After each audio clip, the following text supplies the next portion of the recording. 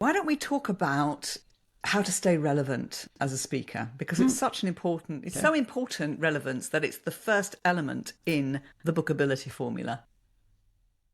What's the bookability formula, Maria? You not know, James? There must.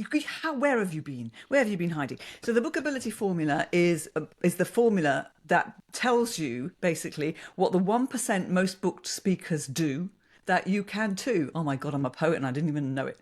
So it's my analysis of the most booked speakers when I had a speaker bureau to see what it was that made them bookable, and the various elements are in that formula. And the most important one, and that's why it's the first, is relevant to a paying market.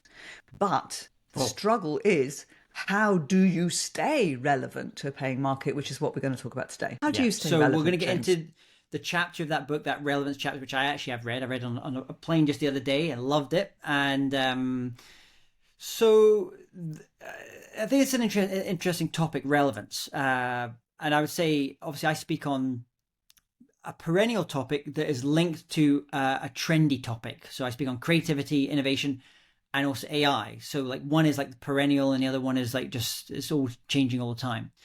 And there was a video I saw the other day that really kind of made me think about this idea of relevance for us as speakers. So it was from Eric Schmidt, who was the former chairman of Google, and he was talking about strategy. This was really a strategic, a keynote he was giving about strategy.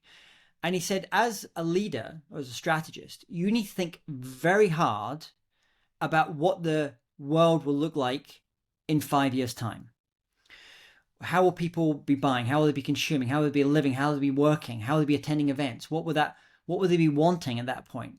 And then you need to think, based upon where I am today, what capabilities, skills, mindsets, products, services do I need to create? Positioning do I need to create so I'm in the perfect position as I go towards this new future? And he said, that's it. That's what strategy is. When you basically break it down, get rid of 5 year plans, just think about what is it going to look like in 5 years' time? What is my industry going to look like in 5 years' time?